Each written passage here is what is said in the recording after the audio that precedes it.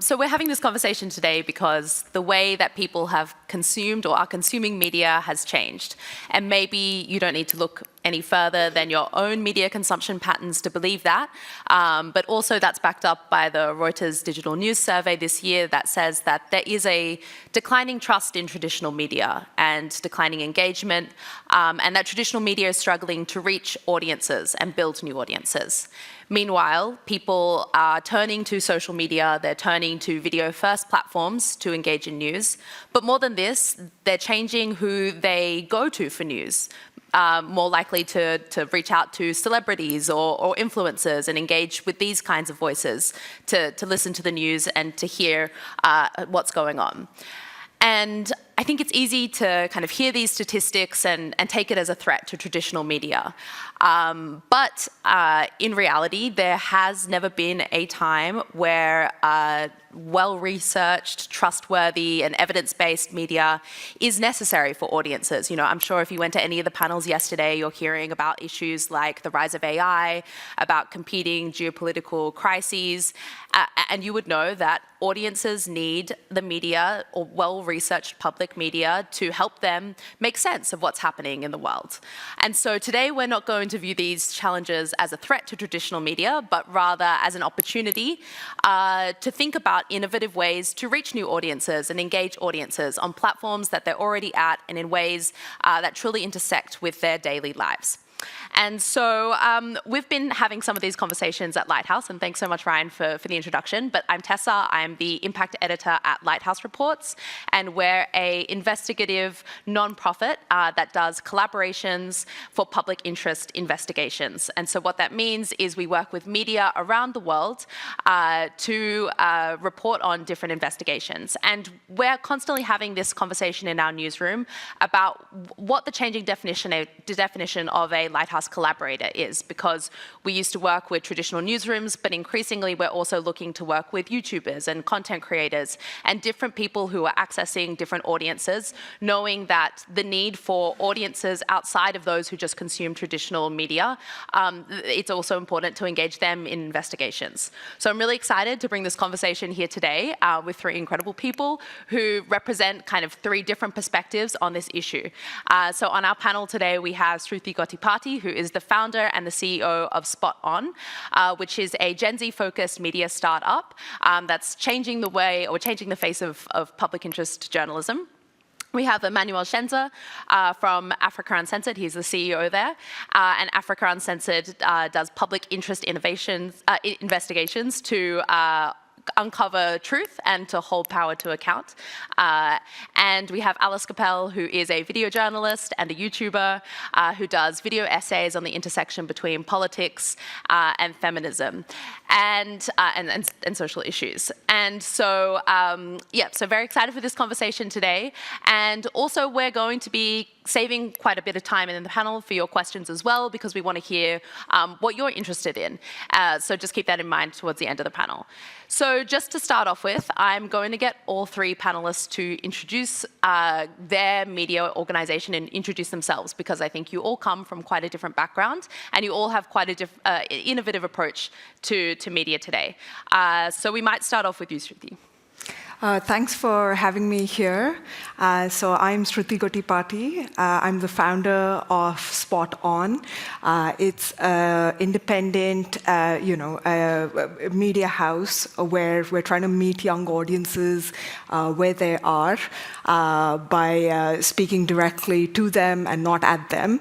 The idea here is that we're able to bring hard-fought attention to accountability reporting. We think the way to do so is by empowering young people to be creators of public interest news. So the idea here is really to be able to transform how public interest journalism reaches young people in India today. So I think the best way to sort of do this is by showing, not telling, that old journalism nugget. So maybe we can watch a short video to give you a sense of what we do at Spot On. Hi, you, yes you. One person made sure everyone knew who was the devotee. वो picture का hero है, हम real life में सारे hero हैं. Hi, feminist here.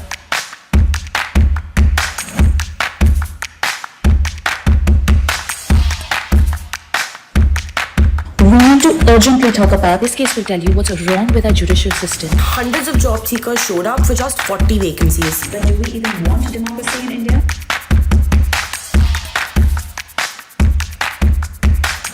VIP culture, anyone? There is accountability rendered by the media and civil society as watchdogs. Bribery case is affecting the entire country. It's fun being Muslim in this country, right? It's like an adventure sport.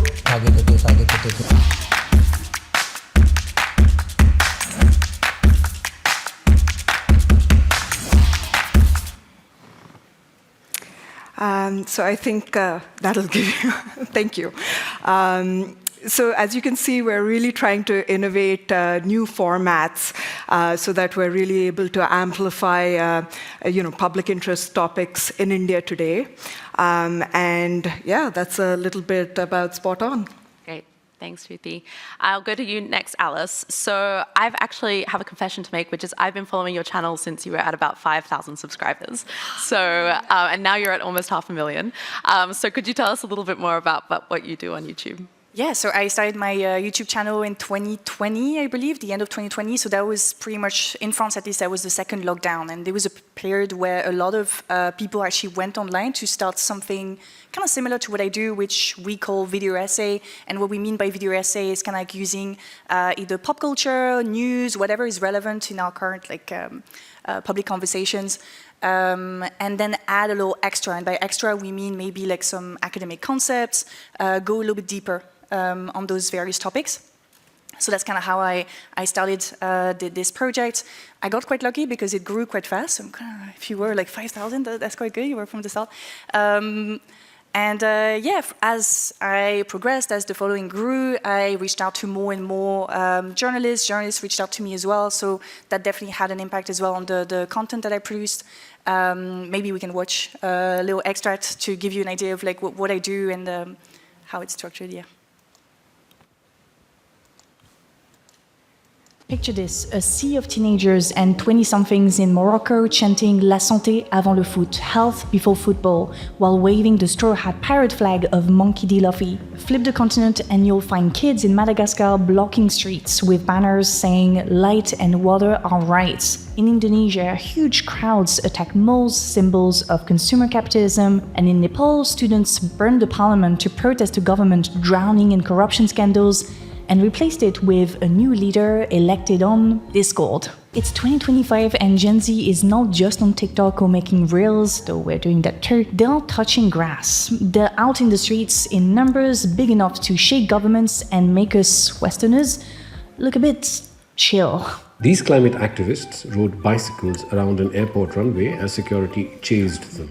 Protesters from Greenpeace and the Extinction Rebellion biked around a part of Amsterdam's Schiphol airport, attempting to prevent planes from taking off. What's happening right now around the world looks nothing like your parents' protest movements. Forget the union bosses with megaphones and cheap deafening sound systems, or the political parties with nicely printed banners. These uprisings are messy, they're spontaneous, and they are horizontal. They are grounded in real daily struggles, like a healthcare system that doesn't work, blackouts that never end, cycles of corruption, favorable treatments for Nepo kids, and restrictions on means of communication. From Morocco to Madagascar, Nepal to Indonesia, these movements are both unique and interconnected. They inspire each other, they relate to each other through the methods they use, the symbol they mobilize, and today I want to give them the attention they deserve. I want to challenge unfair representations in corporate media and just understand what is going on with Gen Z globally. Is this the start of something bigger? My name's Alice, welcome back to my channel. So this is kind of like what I was saying with, working progressively with more and more journalists, kind of embedding that in the content, but still staying true to the core mission, which is still on my Notion board when I started it many years ago, which is to make humanities cool again and also build a community of lifelong learners. So my approach with content creation is to, maybe inform people, give them a better understanding of whatever topic I'm gonna delve into, but also make sure that they have tools that they can use for all the situations and gain better general knowledge of how the world works. Great, thanks, Alice. And Emmanuel, so Africa Uncensored is still a traditional newsroom, but you're also doing a lot of experimentation and innovation. Do you want me to play the video first, and then you can explain a little bit about Africa Uncensored? Yeah, sure. Great. Everywhere you go in Africa, there's a story just waiting to be told.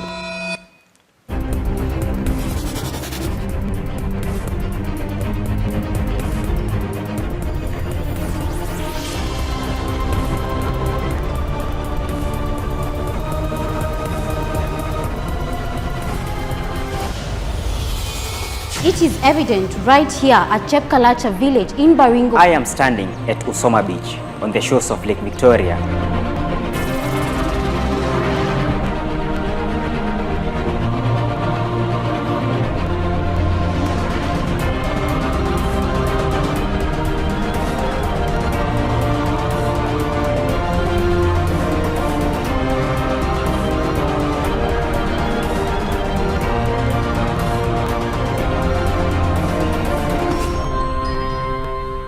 Africa Uncensored.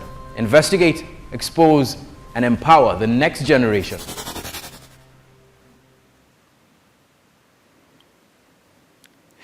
Good. So if you are to contrast those three videos, you find that we are the more traditional people in the house. Though back in Kenya, we are not considered much of a traditional media house, but in the context of the panel, with regards to Sruthi and Alice, you can see. Africa Uncensored is a media house / production house. We are based in Nairobi, Kenya, and our goal is to have the last word in public interest journalism in Africa. So we do this by way of documentaries, and over the last 10 years, Africa Uncensored is 10 years old. Over the last 10 years, we've diversified that to include short features, and because we're very keen on audience analysis, we've also been looking at the trends. Those of you who follow the news, you'll realize there's a huge young people / Gen Z movement in Kenya, so catering content to them. So as a result, we've diversified our content portfolio to include short videos and a lot of other content that we're going to discuss here. We've also had a fact-checking initiative since 2020. We've had a live show since 2022, and we're about to have a live channel starting from next week. All of these are purely online. And yeah, that's the whole broad of our content portfolio, in addition to the obvious email newsletters. And another thing that I've been in charge of over the last few years, we are very big on civic tech. A lot of African countries are going through lots of challenges when it comes to debt issues and all of that. So budgetary spending, the protests in Kenya were informed by economic issues that angered young people. So we've been building tools that citizens can interact with to know how public spending is happening, what the debt situation looks like, how the corruption situation looks like. So essentially that we view all of those as journalistic tools. They not only complement our work, they help us put our work out in ways that our documentaries probably wouldn't. And to sum it all up, social justice issues, corruption, all of that is our full gamut. Thank you. Great. Really great to hear a little bit more about how all of your media houses work, because I think they're quite a departure from how a traditional newsroom operates. So I'm just going to get into this question of audiences, because I think one major reason to invest in something innovative is because it resonates with audiences. And I think that that is something that traditional media is coming up against, or an issue that they're coming up against time and time again, that audiences are on different platforms or they're listening to different voices, and traditional media no longer has the trust that maybe they used to. And so, Sruthi, I'm going to start off with you, because a lot of news organizations are, for example, investing in TikTok strategies, but you've actually built an entire media company that kind of harnesses or galvanizes the energy behind the creator economy, but combines it with the rigor of a traditional newsroom. So can you tell me a little bit about what is resonating with your audience and how you're cutting through to them? So our focus is really trying to figure out how we can get Gen Z viewers to stop mid-scroll and pay attention to news topics they may not actively be seeking. So for us, that means really putting audiences front and center of what we do. This is quite a departure from what I've done in the past as a reporter myself. Here, when we publish a story, we don't think of it as the end. we really think of it as the start of a conversation with our audience. So the idea here is really to sort of think through how we can sort of like engage them, what are the questions and doubts that they have, and keep that conversation going throughout. I think one of the biggest shifts that we've seen over the last decade has been that decline in trust for media and institutions more broadly. I think now people trust people, not media, right? So the idea here is how can we sort of build trust again from the ground up? How can we build faces and voices that people will keep coming back to again and again? So our focus is to make sure that once we have that attention, because it's really, really hard to get that attention in the first place, when there are a gazillion other things which are, sort of drawing people's attention away from public interest news topics. Once we get that, we hang on to it for dear life and really make sure that, we're addressing the questions and keeping our audiences engaged on those topics.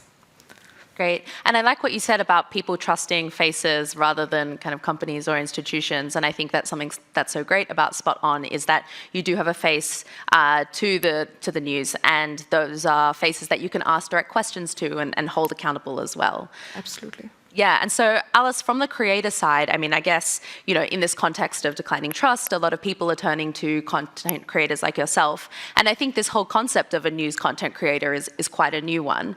So who is your audience, and why do you think that they're turning to you in this case? Yeah, so in very statistical terms, the audience is, because I'm more on YouTube, this is my main platform, and that means that the content is longer, and that also gives us more opportunity to establish a face, establish a personality, which is something that on short-form content is a bit more challenging. So that's one aspect. My audience is the typical YouTube audience. It's a bit more male than female. It's quite young, but not too young. YouTube is a platform where people are a little bit older in comparison to other short-form type of content. So we're speaking 25 to 34. So that's the more but in more general terms, just going back to the idea of faces and personality, I think that even beyond the face, beyond this idea of personality, there's also the idea of relatability.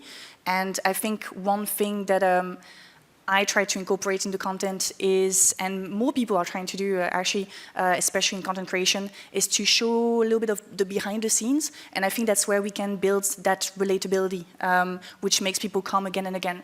Relatability, it comes with showing your trials and errors as you produce the content that you're producing. So showing that, I was heading in this direction, but actually I realized that that was not the right direction, so I redirected. Being honest about those things. So I think that that's something that, make people stay and feel also they can too do their own research, because as I was saying in the introduction, it's not just about informing people, it's also about giving them tools to better approach the news. And one of those aspects is empowering them, giving them the possibility to also do their own research, especially in this political climate where we receive a lot of information. Not everyone is equipped with the tools to, is this good information, is it bad information? So that's also part of our job as people who are on those platforms and are concerned about, making sure that people get good information. So that would be one aspect. Another aspect, or another reason why I think people come to my channel, for example, in particular, is there's this idea of a friend of mine conceptualized the economy of takes, and I think we're all very familiar with this. On social media, it feels like it's more about having the best take and releasing that take as fast as possible, especially on shorter form content, and that includes also textual short form. So trying to resist that, using the tools available. Obviously, it's the content creator economy, it's the attention economy. So whether it's the thumbnails, so the little picture that you see on YouTube or on short-form content, whether it's the title, exaggerating a little bit with those things to get the attention. And then once that is done, showing an approach of telling the news, showing an approach of educating people that is very honest and kind of goes against that a little bit. So I think that that's something that is appreciated too. And maybe a third element would be, because I have to be honest about this, the advocacy as well. People come to me because they know that there's a form of honesty with what is happening. For example, yesterday we had such a brilliant panel on with Gaza and the journalists who are over there, and many of the journalists shared that they felt like there was not enough coverage from legacy media. And I don't want to brag too much because we never do enough and we can always do more, but I'm quite proud of the work that's been done on YouTube by content creators like me who are in between field journalism, academia, or even just like commentary. There's been a lot of coverage trying to challenge the biases, etc. And I think that that's something that our audiences really, really appreciated. Unfortunately, it's been also a big motivation for people to depart from legacy media even more, which is kind of, I find quite scary. Like I've seen comments from people on not necessarily on my content, but in more generally speaking, saying, I'm never reading the New York Times again, or I'm never reading this publication again because they're too biased, they're not doing the coverage properly, which I think is kind of scary. So I think it's important to take that into account. And advocacy doesn't necessarily mean activism. I think we can embed that in the content that we make. For example, like I never made a video that is specifically on the topic of Palestine, but I've always managed to include that topic in other videos on representation of Black or brown women in the media. That would be one example. On the emotional labor, that was another example. So there are many ways to do that, to embed advocacy without stepping out of our role as, you know, news provider, neutrality, all those things. So yeah, I would say like these are the three things that draw people to the channel. Yeah, and it's great that you touch upon that issue of kind of objectivity and advocacy, because I think that that's one that comes up again and again about news content creators, that maybe they don't have the same sort of editorial objectives or editorial kind of rigor as a traditional newsroom. But I think at the end of the day, that's ultimately a decision of how you frame an issue or how and why you cover an issue. And ultimately, there are kind of, there are a lot of different interests in the way in which traditional media is covering issues such as Gaza. And I think that people are turning to content creators because they're finding more honesty or more candor in that kind of coverage. And I also think, a lot of people say that, audiences are turning away from long-form content, or that nobody has time to read a long read anymore. But I think that, your videos are, the length between 25 to 40 minutes, kind of proves that audiences are hungry for longer form content, are hungry for deep dives, are hungry for context, really. It's just the way in which that context is delivered to them, or that content is delivered to them, needs to change, because people want something that's maybe more engaging and more personal rather than a long-form article. So, Emmanuel, so Africa Uncensored is kind of still a traditional-ish newsroom, but you have built trust with young Kenyans at a time where they are really one of the most politically powerful voices. So how have you done this, and can you give an example of the kind of content that is resonating with them? So many things have happened to make that happen, but the principal one has been speaking to their issues. The advantage that Africa Uncensored has over other newsrooms and media houses in Kenya and around the region is that we are very issue-based. So essentially, which is something that the youth identify with. We speak to your issues. And then straddling that line between advocacy and activism is we will do it journalistically, and then you choose how to use it. And for us, that has worked time and time again.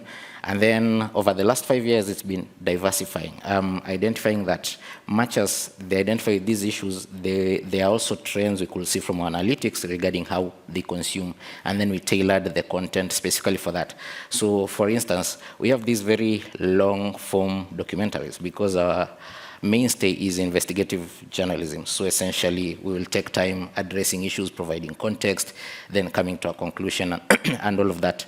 But how do we make it relevant to you? So at the core of it all is not just the work that we're putting out, it's the issues that we're addressing. So we could either give those issues out and address them over a 40-minute documentary, or figure out that you don't have 40 minutes to spend, but you can figure out how to pass the same message to you in 2 minutes.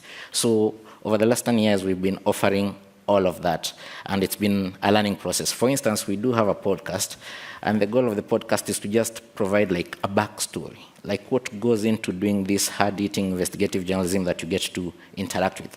And there's an audience for that. We've also had short video-based investigations that are like we call them TikTok originals.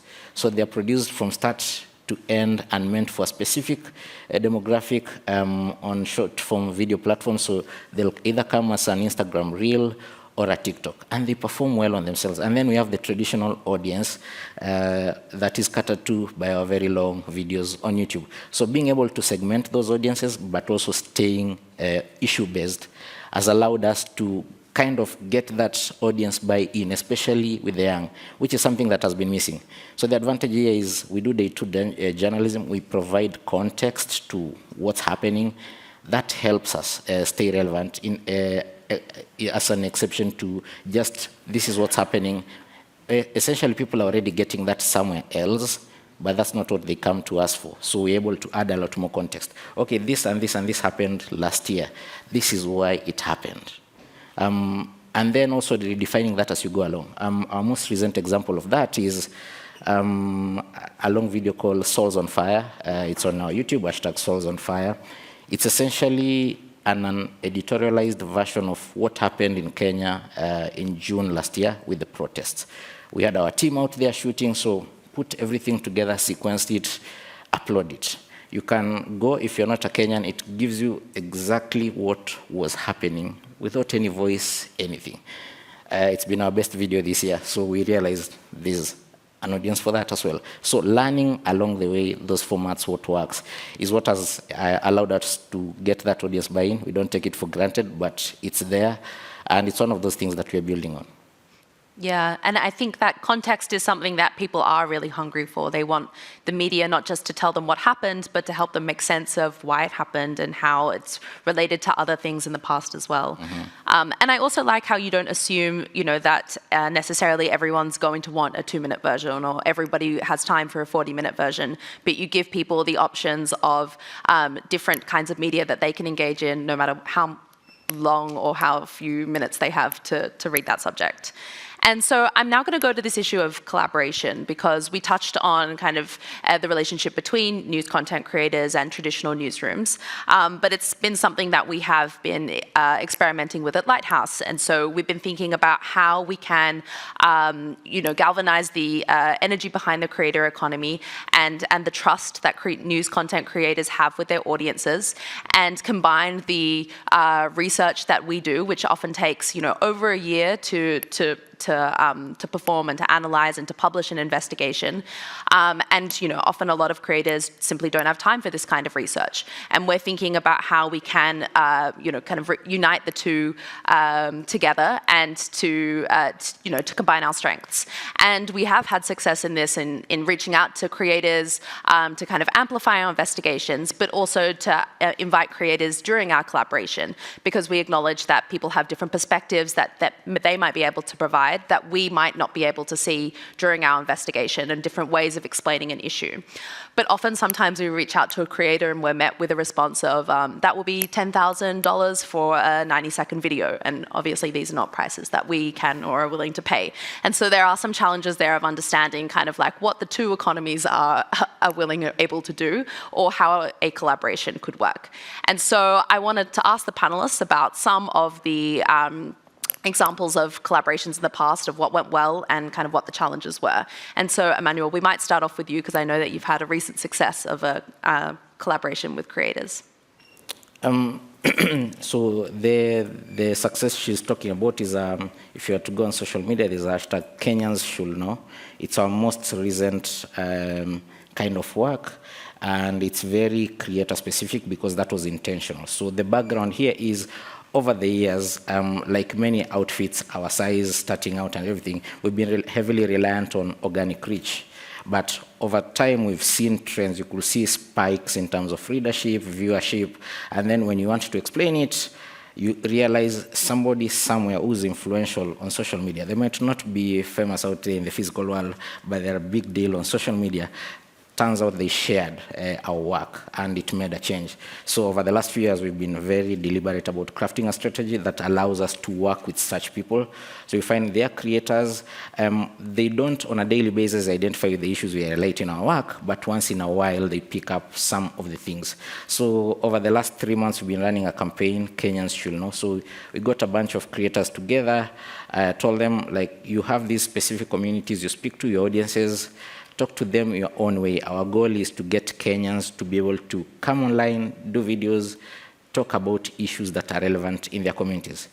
The goal there was our investigative work is very informant-driven, whistleblower-driven. People come to us with lots of issues that are dear to them, and they need them highlighted, and then we'll go out there and figure out how to go about that. So this context was, it's your buy-in as part of the audience, come on board. But not the audience we talk to directly, the audience of those creators. And we are able to have creators in the room speak and then give them the freedom. So from that, that has turned out to be very successful. And one of the learnings we've learned there is they have their own voices. You have to respect that. They have their own audiences. And those audiences will detect when there is a spin. And then the goal there is to avoid this distrust that we're talking about.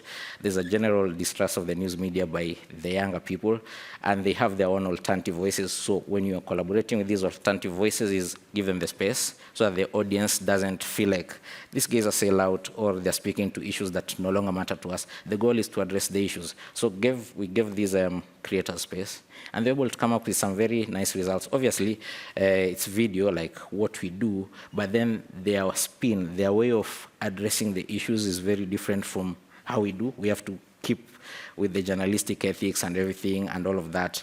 Then they're able to take an issue head on and be able to address it and incorporate the views of their audience. And as a result, we also got video submissions from the people they speak to, their followers, and all of that. And for us now, it was a new learning. And going forward, if you follow our work, you'll be able to see a bit of that. It might not have come on the feed of Africa Uncensored because we let it stay on their channels where they are posting. Because our goal was highlight this, be able to bring up these issues. You're in your community, something is happening, can you bring it up to us? Lastly, one more context to this was ahead of us launching that campaign, we had done, we are from talking about how some people might not be consuming long-form context. We did a 2-part series of a newsletter that ended up being 10,000 words. And that's the most incredible piece of journalism that has come out of Kenya this year. It was about a high school teacher who was an abuser. So we got one of the victims, who also happens to be in our industry, and they're an editor, to pen an article, twofold, 5,000 words each. It went viral. So that was character-driven. So we were thinking, how many other stories out there? Because as a result of that, people are coming on social media to say, this happened to me, my teacher did this to me. There are TikTok videos all over the place. So how many issues are out there that we are not addressing, that we are not speaking to, that people can bring out, but with our guidance? And that has been the whole thing. And it's turned out fine. And if you're in the room and you're looking to do something like that, there are lessons to learn from our work. Thank you, Tessa. Yeah, and I really like how you're saying you're giving the creators freedom to take the issue and give their own spin on it. Because I think the thing on social media is that people can really sniff out authenticity. They can sniff out when something has been scripted or something is sponsored, and then they start to lose a lot of respect for them. So I think it's really great that you allowed people this freedom to take their own voice and to take their own ideas on a story as well. I wonder, Alice, from your perspective, what are some of the challenges from the creator side? No, that's very interesting. And to echo what has been said, on the creator side, we appreciate a lot the trust that is given by some big news organization to be like, hey, this is the topic we would like to cover. Do what you can with it, and giving us the tools to do it the most effective way possible. Obviously, people come to us for visibility. We're very much aware of this, and we're also quite careful about what they want in the end. Is it just the visibility, or is it also a true partnership? Now, I can share a positive experience I've had 2 years ago with a still independent newsroom. They're called More Perfect Union. They're based in the US. but most of the people involved in More Perfect Union come from legacy media, so they do have that experience. And I reached out to them because at the time there was the retirement reform in France, and there were huge protests, millions of people in the streets, and I was like, we need to make sure this goes beyond France, and I need to tell this story. And I reached out to them, and they were very happy with this project. They had been working with other content creators, and I think they kind of pioneered that in some ways, because they've been doing that for many, many years, also as a way to grow their audience, so that was quite smart on their end. And they trusted us so much. Obviously, it was quite interesting for me because I come from research, and research can be very isolating, academic research. And in that case, it was there's so many people involved, so many people having eyes on what you write and everything. So that was very new to me. And it was it was such a great learning experience. It also made a lot of sense because they were trying to maybe expand their coverage to build bridges between the US and Europe. And so everything made perfect sense. I left this project with something that I was really happy with, and also obviously gain more experience as to how to work as a journalist, basically. And I really want to emphasize the fact that even if we have the big platforms and everything, so many of us are kind of have a bit of an imposter syndrome regarding the things that we do, and we know that there are journalists watching our content, so we had that in the back of our head, in the back of our mind. Obviously, our feedback comes more from below, from the audience. We get that constantly in the comment section, so we tend to look in this direction. But I would honestly very much encourage people to reach out to creators and try to build those connections. Now, you mentioned 10K for a 90-second. That's why I don't charge the space, but yeah, ideally, there are a need and there is a desire to get better at what we do, and so I think we can build those partnerships that I would totally encourage more of that. Yeah, and I think obviously there's a spectrum of creators, some that are just kind of interested in getting more followers and don't necessarily care about, trustworthy information. But then there's creators like yourself that I think genuinely want to bring a perspective to your audience and genuinely want to educate your audience and create curiosity. And I think that that's where a collaboration works really well.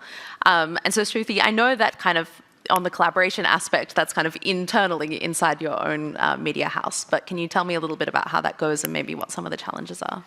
So it's interesting hearing these perspectives, and I think what I'd want to focus on is actually speaking a bit about what we can learn in terms of the skills and approaches that both journalists and creators can take from each other.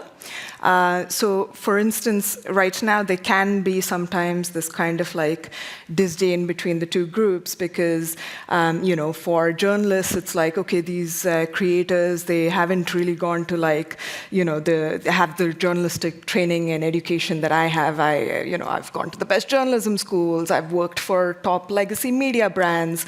Why should I be taking notes from creators? And for creators, they're why are journalists being patronizing? Because I have a gazillion followers, right? I don't need to be patronized by journalists who don't have any. So I think. So there is a little bit of that inherent tension, I think, between these two groups. But if we can put that aside and focus on the goal, which is to sort of elevate and amplify quality information in the news ecosystem, there's a real opportunity here. For reporters, it could mean really, we can really unlock them as creators if they're willing to put aside some of the more traditional training that they've had. I'm not talking about the journalistic rigor, but I'm talking about in the way they approach stories. Can they, for instance, put a little bit more of themselves out there? I think as journalists, we kind of wear this armor of being a reporter. If we are holding a camera, it gives us the confidence to kind of muscle into a room and get the story. If I've got the notepad, I feel like I can ask the tough questions. It's very hard to kind of drop that armor and get a selfie stick and share, what you're seeing around you with your audience. But if we can do a little bit more of that, it might seem frivolous, but it's a way to really connect with that audience instead of just focusing on, okay, I've told you the story, now moving on to the next thing. I think audiences can really sort of like respect that if you're putting yourself out there. I think for creators, it can be, it is a learning curve when it comes to sort of the rigor of journalism, but there's a reason that exists. And I think it's one that their audiences, and trust me, creators more than anyone else know how important it is to put audience front and center. That's incredibly important for them, and it's a skill I think that more of us in the news business can learn from.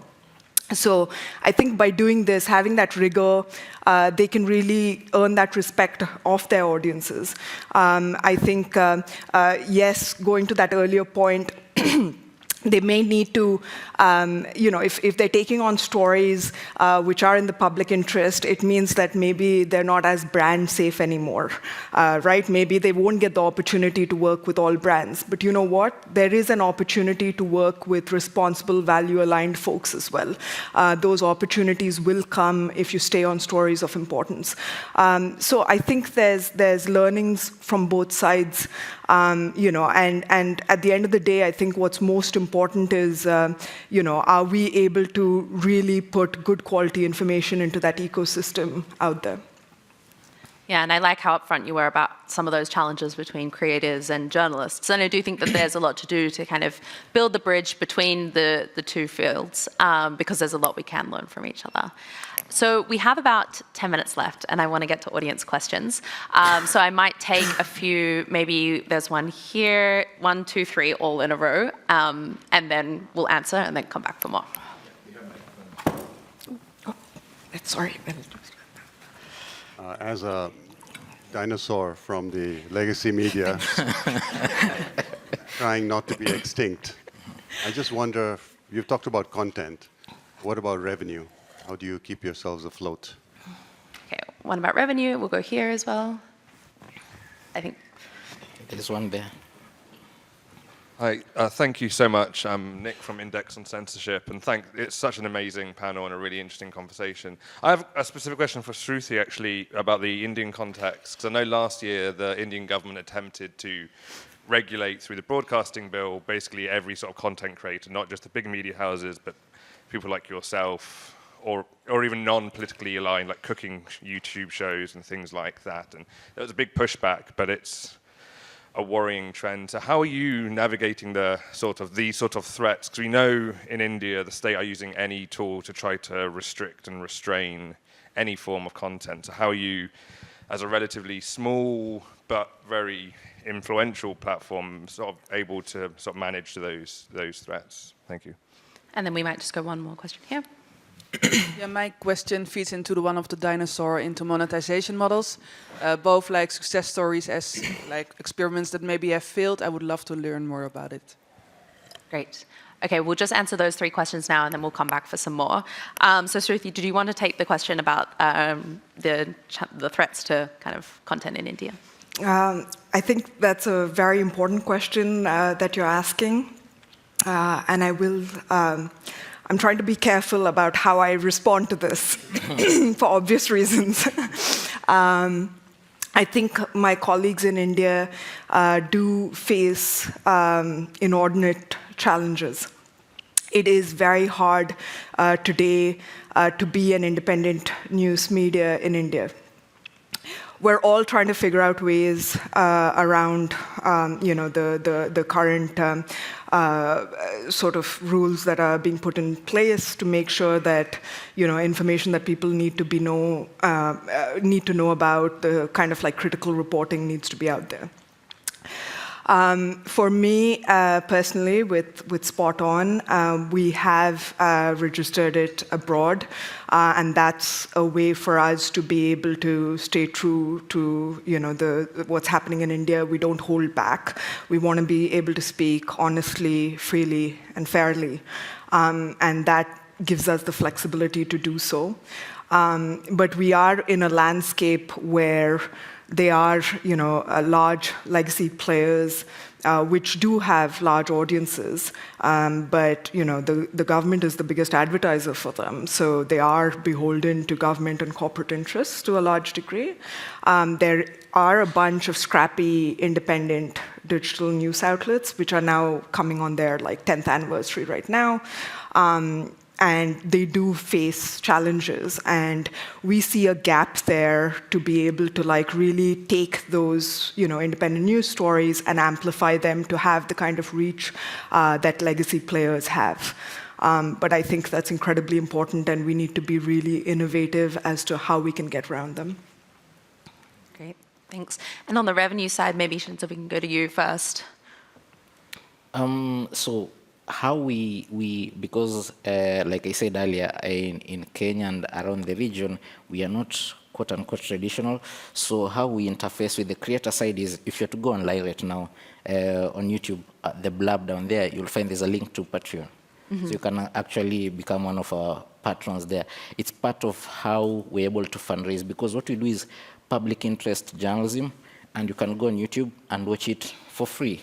So how is that supported? So it goes a number of ways. The most important one, and this is also part of the reason why we've been able to capitalize on the trust we've built with the audience, is getting buy-in from them, not just with their eyeballs, but also with their wallets. And typically hacking subscriptions and people to pay in our side of the world is a very hard thing. But somehow there's been a lot of support from the Kenyan public, from the East African public. You'll find a lot of our investigations at the very end, you have the producer, the reporter actually asking for direct support. So in Kenya, we have a mobile money system called M-Pesa, and it's very popular. So we have a bank account tied to that, and it usually shows up at the end. And people have been sending amounts there. So we do get something that allows us to fund our public interest work. It's not much, but for us, it's the thought from those who are giving it. They believe in our work, and they want to own a part of it. And then the rest is, we've worked with you at Lighthouse. We do big, because this is the advantage of now being a media house and not creators like Sruthi and Alice, is we get to have collaborations with other media houses, and that comes with its own form of support, and we're also able to apply for grants to fund our public interest work. So we're able to balance both ways, essentially. But also we are a very exploratory newsroom. We've been looking at what X is doing in terms of monetization. We've been looking at what YouTube is doing in terms of monetizations. We don't like that much, because if you're watching a 40-minute documentary on very important issues, you don't want a Colgate or any other brand ad coming in between as a mid-roll. So we've been ish around that, but it's part of the experimentation that we are doing and looking at how this affects our work, how the future looks like. We've also been monetizing, for instance, our newsletter. Again, you can go support it.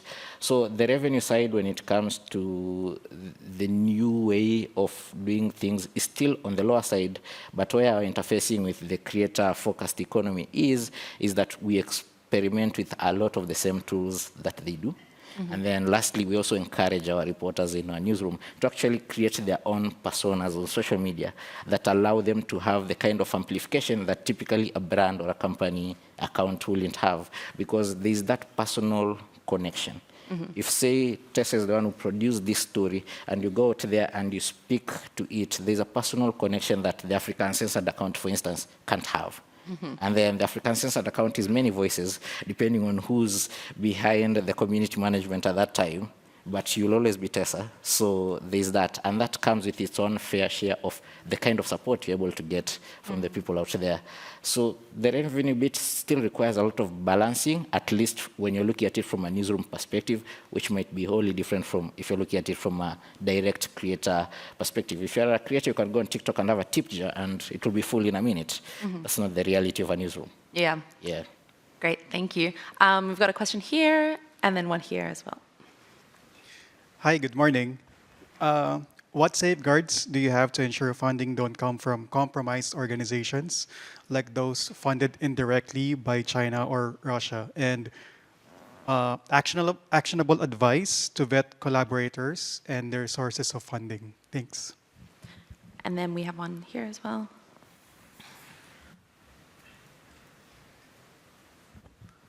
Hi, thank you so much for the discussion. It was really inspiring. My question is for you, Tessa, and when I read about your role, about an impact editor, I think it's something that doesn't come very often in usual newsrooms. And I would like if you could expand a little bit about that. I mean, what kind of impact are you looking at, and how do you measure it, maybe? Thank you. Sure. And then was there one more question over here as well?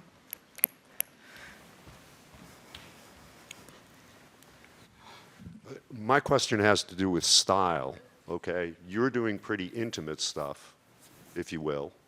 You know, you face to the audience. You're doing stuff that looked to me like it was influenced by Bollywood. You know, I mean, I was wondering about that, you know, that upbeat style, the dancing stuff, all of those strains. And I wondered how that was so important to your public. And then Emmanuel, you know, you're doing, I mean, it's like really mainstream stuff with a different distribution plan, if I've understood correctly. And, you know, I wondered, you know, does this particular style matter, or is it a question of how you leverage the style that you have? Thanks. So on the funding from questionable sources, does anyone particularly want to take that one? I won't be able to provide like a very interesting answers on that front because I don't take any grant money or any work like with bigger organization. My funding is very simple. It's YouTube monetization, which tends to go down. Sponsor, and not because like it's more like the general climate tends to go down. Sponsorships, which more with Surfshark was involved. Like that would be the sort of sponsorship, VPNs, like things, services type of sponsorships. I'm quite comfortable with working with them. But same, like those fluctuate quite a lot. The most reliable one is obviously like Patreon. And a lot of content creators are now like really pushing the Patreon option. And so yes, kind of connecting to the previous answer, but I think maybe you would have more. I can add to that. I think what you've mentioned and Emmanuel mentioned are the best kind of sources of funding, direct revenue, because you're getting that directly from your audience itself. Having said that, for organizations like Spot On, for instance, we believe in keeping our journalism free, accessible, you know, and for us that means trying to like get out the stories as much as possible and not gatekeeping them, no paywall, nothing of that sort. So that means that you know, we do have to be creative in terms of how we can grow our revenue streams. I think since this talk is about the creator economy, I'll just focus on that for a second. I think there's a real opportunity to be able to integrate you know, creators into news reporting for the revenue piece of it as well. This means that, you know, I think they are responsible, value-aligned brands which are seeking trusted faces and voices. And if you're able to develop that, they do want those folks to be integrated in their campaigns. So you're building a viable pathway for independent journalists, for folks who are doing accountability reporting and stuff. So I think there's an opportunity there and a virtuous flywheel to be had. You know, so I did want to sort of mention that as well, yeah. Great. And Alice, I might go back to you on the question on style, because I know it's kind of a personal choice as well, but there's not necessarily a one-size-fits-all style. Yeah, I think like beyond style is also like the trying to find a balance between bringing something new every single time, but also keeping like some familiarity. And obviously like the face is the familiarity element, the editing is the familiarity element, but I think we can all like build our own style, and that's ultimately what's going to draw people in. Now, if we're on social media, that style needs to come across like quite fast. So whether it's the editing with like maybe more punchy sound effects, all those things, like that's one way to get that style, get that familiarity element across as fast as possible. But I think, yeah, I would connect it back to just like the familiarity, like having an element that comes back every single time. Yeah. I love that question, and I can see why a lot of folks might be bewildered by, you know, what they're seeing in the Bollywood style.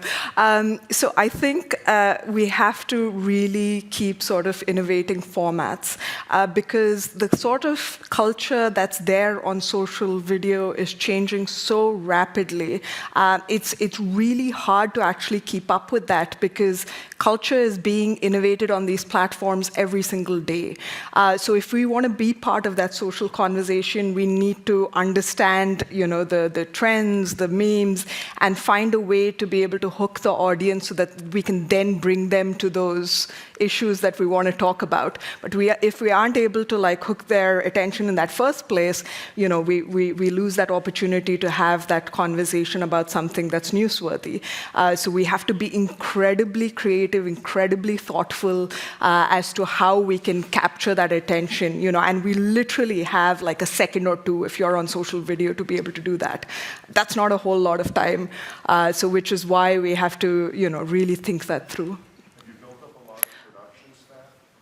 I don't think you need a large production staff per se to be able to do that. I think what you need is the sort of creativity and the instincts to really understand your audience, what would be able to capture their attention.